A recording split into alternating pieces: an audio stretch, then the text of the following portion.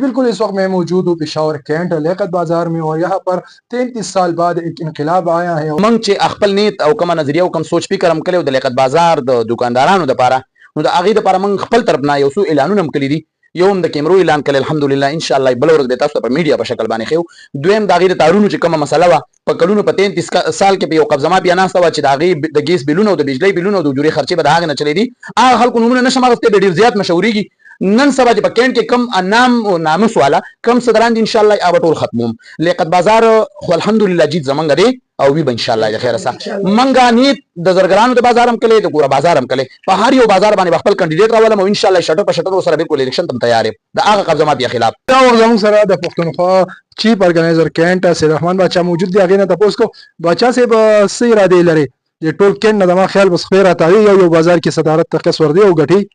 اعوذ بالله من الشیطان الرجیم بسم الله الرحمن الرحیم. زه ستاسو ډېره زیاته شکریه ادا کوم چې تاسو موږ ته ټایم راکړو. ان شاء الله الرحمن زمونږ د چیرمن زمونږ د مشر خالد ایوب صاحب چې کوم میشن دی هغې باندې ان شاء الله چې زمونږ قافله روا ده او چرته په پېښور کې نه په ټول پېښور کې چې په کوم ځای کې کم خلک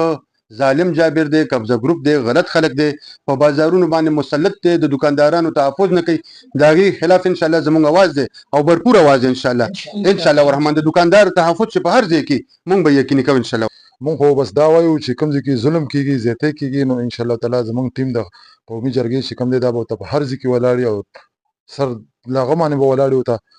حضرت خان چې کوم دا اقدام راوچت کړی دا حضرت خان نه دی راوچت کړی دا دکانداران غریبانان پریشانه دي تنګ دي دې ځکه دی په دې علاقه کې دا صدران په اخته شوي دي وروره څوک د ریډو والا نه پیسې حضرت خان چې دی دا د غریب ملګری دی حضرت خان د ظالم ملګری نه دی حضرت خان همیشه د غریب आवाज اوچت کړی نو موږ ویو چې حضرت خان غوندې تکړه کسان موږ سره شته چې دا به ان شاء الله موږ په هر بازار کې ودرو دلته ځان له پکېنټ کې نه موږ په غونډه صوبه کې به د خپل تنظیم او د خپل قومي جرګې دا ستاینه وکړو او دا مخکې رسوي. خبرې پښتونخوا قومي جرګې پېښور کینټ سید رحمان باچا هغې دا وویل چې څوک په محله کې ظلم کوي موږ به وردېږو کو په علاقه کې ظلم کوي موږ به وردېږو کو په بازار کې ظلم کوي د تاجرانو سره خاص کر ولې چې زموږ خپل خصوصي تعلق د تاجرانو سره دی او تجارت کو نو که د تاجرانو سره کم بازار کې هم ظلم کېږي زیاتې کېږي هغې خرڅېږي د هغې په نوم باندې پیسې اخیستې کېږي جبونه حجرې او خپل کورونه د هغې په پیسو د هغې په فنډ چړولې کېږي د هغې خلاف به موږ راوځو لکه څنګه چې لیاقت بازار کې وایي راووتو 33 سال بعد هغه کابینه خلکو مسترد کړه